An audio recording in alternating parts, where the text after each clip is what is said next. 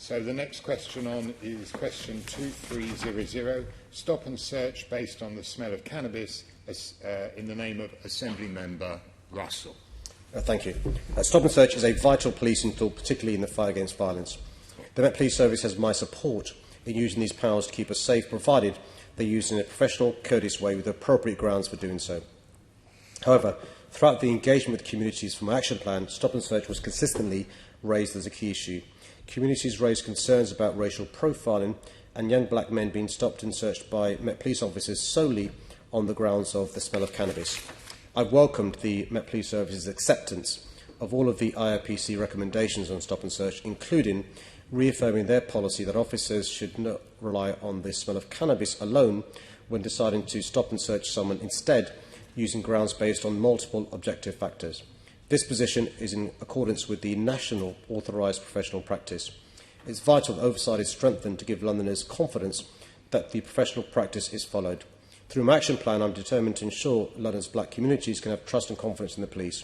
Work is now underway on the overhaul of MOPAC's community monitoring structures to ensure London's diverse communities are better represented and can have a role in monitoring a wide range of police powers, including stop and search and the use of tasers, as well as the complaints process.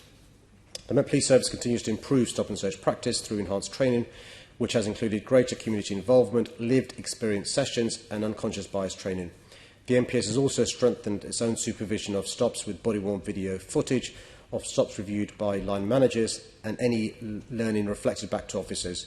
I also recognised wider issues around the effectiveness of cannabis enforcement in relation to tackling violence in London.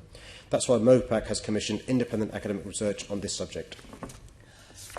Mr Mayor, I didn't hear you answer my specific question, which is, are you able to tell me if, since the recommendations from the IOPC to the Met in October 2020, there have been any further stops and searches conducted on the smell of cannabis alone? Chair, there shouldn't have been any, but we aren't able to give a number to confirm it's zero because of the vast numbers involved. I can let you know, having spoken to the youth-led social action project, Hackney account, and they confirmed just last week, on the 15th of June, that young people are still being stopped on just the basis of the smell of cannabis alone. So what's worrying about this is, we're accepting the IOPC recommendations, but they don't seem to be filtering down to all the officers on the street. Well, Chair, I mean, you're asserting something said by a community group, as important as they are, as a fact. I think we'd be a bit careful about that assertion. Okay, but it still risks undermining your action plan. Now, I'm sure you're aware more than half the people stopped and searched in the last year were teenagers and young people, and it has a big impact on their lives and, importantly, how they view the police. Now, just going back to Hackney account, who've worked directly with young people, have released a really powerful report with recommendations for their local council, the local BCU and the Met as a whole. I've got it here for you. Now, they've got some really worthwhile recommendations, including, for instance, conducting an independent evaluation of the Territorial Support Group, who specialise in public order policing.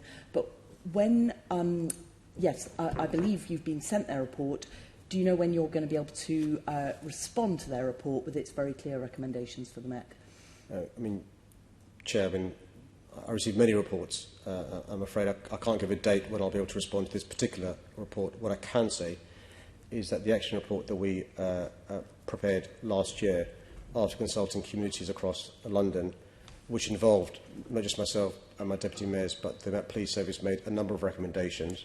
The action plan does have timelines in relation to when those actions are going to be acted upon, and some of those timelines address some of the genuine concerns raised by Londoners through the Assembly member that are in the report. Yeah. Ms Mayor, this is the kind of engagement that you're asking for in your action plan. It's directly with young people. I'm very happy to send a copy of the report to you.